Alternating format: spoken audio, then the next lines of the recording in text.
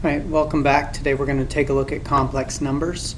I'm going to let you go ahead and do the explorations 1 and 2 tomorrow as warm-ups at the beginning of class.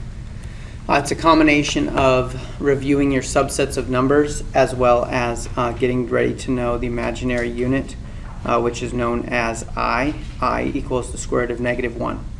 You're going to need to know that in order to complete exploration number 2 adequately, so please make sure that you utilize that to help you out. All right, we're going to begin at note-taking with vocabulary, so we'll skip over to that page right now.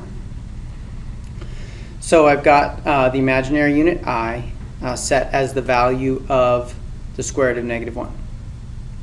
The complex number is a number that's written A plus BI. A is a real number, BI is the imaginary number. Imaginary number is any number which contains the value I, and then a pure imaginary number is a complex number where A is 0. All right, so we're going to take a look at how the value of I works in these little examples here, as well as this table below. All right, so the first thing you notice is that R is a positive real number. Then what we have here is we have a square root with a negative value inside of it. Notice carefully that the square root of the negative number is replaced by the value I. And that is a good way to help us understand how to utilize I properly in these problems. This property here can be better explained down here in this table, but you'll notice if I square this, I square I, and I get -1. And we'll talk about that and how that works in just a second.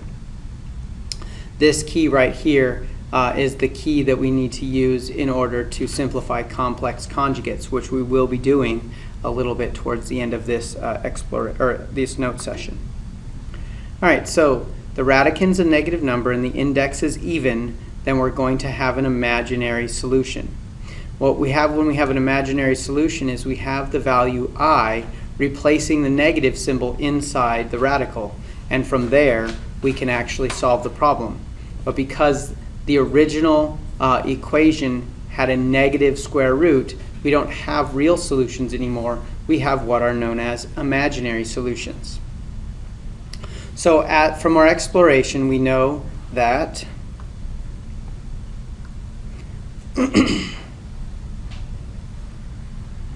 we know that I is the value square root of -1. I squared is I times I.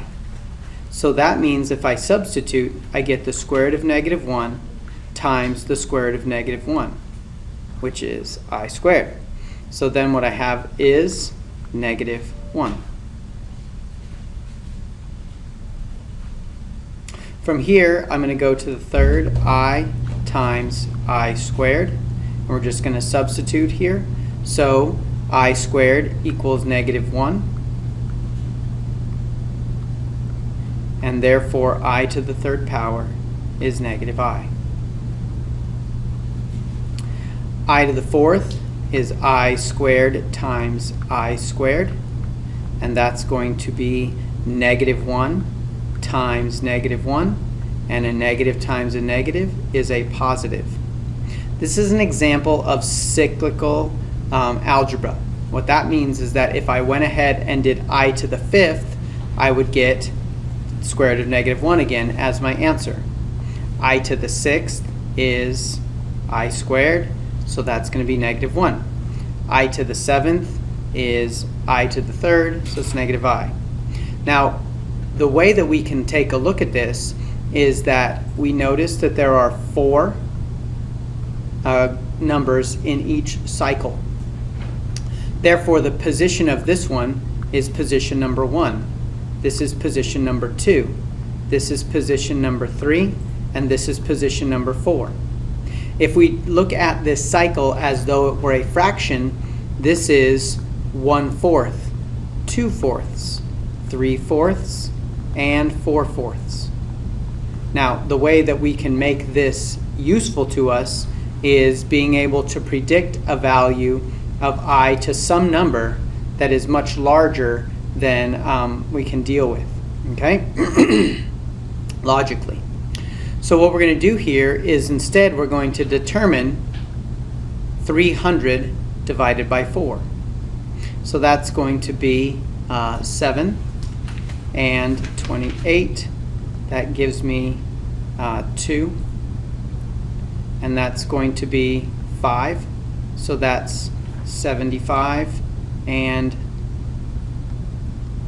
no remainder. This part right here is the key to what we're looking at here, okay? If there is no remainder, that means the value of this is equal to the number of the cycle, which also has no remainder. The remainder of 1/4 would have been 25 hundredths, 5 tenths, 75 hundredths, and of course that's a whole number, 1, with no remainder. So the way that you use cyclical algebra here to predict values of I would be to divide out the number of the exponent by 4 to figure out which part of the cycle it ends up in. So the value of I to the 300th power is 1. It's just a shortcut, kind of a trick to help you with logical reasoning as we move through this part of the unit.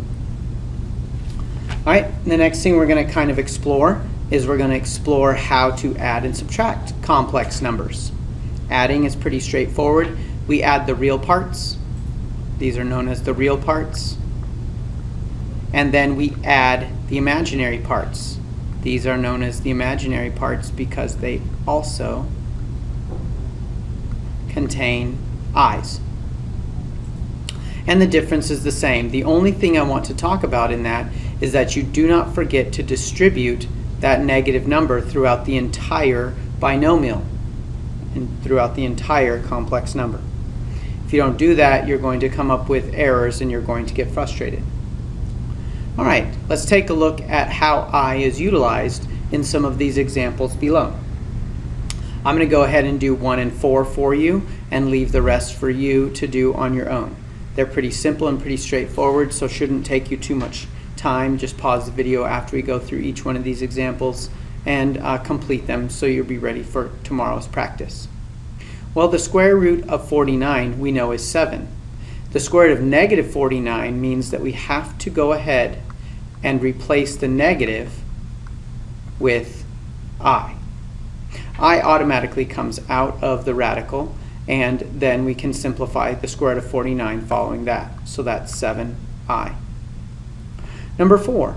Notice there's a number outside, so we're going to deal with that number after we go ahead and simplify the radical. So it's negative 2 times I times the square root of 100. Now I can simplify the radical to 10. So I get negative 2i times 10. And 2 times 10 is 20, so it's negative 20i. Pause the video now and solve those remaining 4 problems. Remember to simplify your radicals as much as possible using your tree diagram. All right, the next one I want to go over with you is question number 7. Question number 7 is an exercise in understanding how two complex numbers are equal to each other. Notice that there are real parts and there are imaginary parts. I'm going to go ahead and identify them now.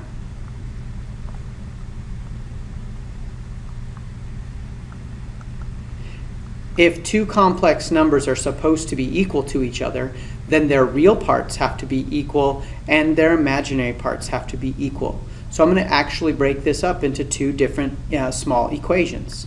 The real part equation and the imaginary part equation. And from there, I can figure out what my actual answer is going to be relatively easily. So I get x equals negative 3, and I can divide out my I.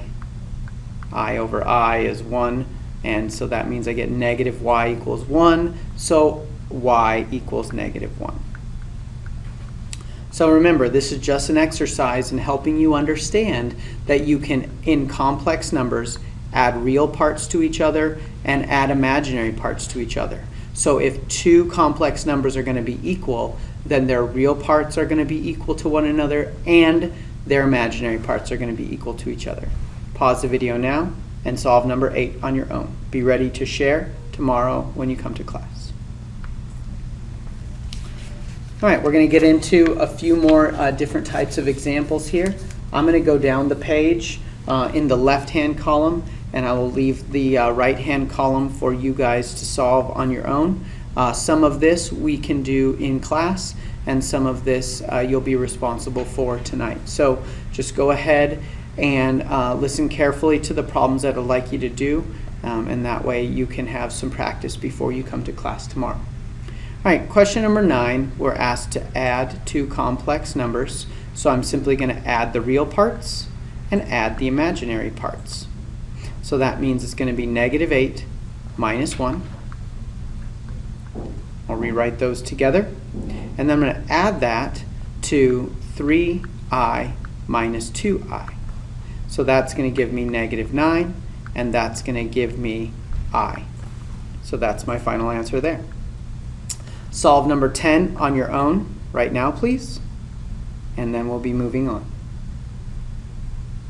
Remember, when you do this, you've got to distribute the negative throughout the second equation. All right, the next one I want to do is I was going to do question number 12. Question number 12 is going to be this demonstration here of distributing through this second complex number. So I get 5 plus 6 as my real parts. And then I'm going to do -5i plus 6i. So if I get 6 minus 5 gives me 1. And 6 minus 5 gives me 1i. And there's my simplified answer. Please solve question number 11 on your own. And I know I told you originally I was going to go down the column, but I didn't realize that there was a negative over here and positive over here. I wanted to solve one of each for you. All right, now I'm back onto my left-hand column, right-hand column soapbox, so now I'll be ready to go. Now, multiplying complex numbers is not the same as adding and subtracting them. We are simply going to use double distribution, or for most of you, what's more familiar as FOIL, to simplify these things out. Then we're going to combine like terms and simplify what's left. So now, what I have here is -15 and I, and 9 times 15, which is 135, and that's still imaginary. And then I get -9i times I, which is I squared. Now this is a very important concept that we're going to have to pick up on and be very careful to recognize when it's inside of here. Once this becomes -9i squared, it's no longer an imaginary number. It is now real again because I squared is the value -1. Now what I'm going to do is I'm going to add my real parts, that's this one and this one, and then I'm going to combine my imaginary parts, that's these two right here. So the first thing I'm going to recognize is that this is -1. That's this value right here. So -1 times -9 is 9. So -15 plus 9 plus 136i is the next step in the simplification process. Then I'm going to do 9 minus 15, which is -6. So I get -6 plus 136 times I. All right, in question number 15, I've taken the liberty of inserting a table in for you so you can see how these circuits actually work. And then that way we can use that to help us solve this problem more easily. Okay? So it's asking me to find the I. That's going to be the impedance here. And so I'm going to use this right here as my guide. So it's going to be R plus Li minus Ci, and that's going to give me my answer. my value of r is going to be the symbol which matches this one. That's 5. The value of L is going to be the symbol that matches this one, which is 10. Don't forget your I. And then the value of the capacitor, C, is going to be this one here, which is 14. I'm going to combine my real and imaginary parts, and there is no other real part, so it's 5 minus 4I. We're going to round out this exercise with actual solving practice. And I'm going to do one with you, and then you're going to be responsible for doing the other two on your own. All right? What I'd like you to do is, after this video is concluded, I'd like you to practice number 17 and be ready to work on 18 and 19 in class tomorrow once we get back. So the first thing I'm going to do is I'm going to recognize that there is a single x squared value. And because of that, I know that solving by square roots is a valuable way to solve this problem quickly. And then I'm going to go ahead and divide out my 5 to isolate my x squared term. That's going to leave me negative 5 as my step before I square root both sides. Once I square root, remember there's always two solutions. So I get x equals plus or minus the square root of negative 5. I need to simplify this by utilizing the I to remove the negative from inside the radical. So my final simplified answer is plus or minus I times the square root of 5. It is more proper to write the I in front of the radical than behind it, because then it's clear that it's on the outside of the radical symbol, as opposed to being confused as to whether it's inside or outside the radical if I write it behind it. So that's why you notice that it's always written there in front. All right, please go ahead and finish out number 17 and come ready tomorrow to ask questions if you have any covering complex numbers.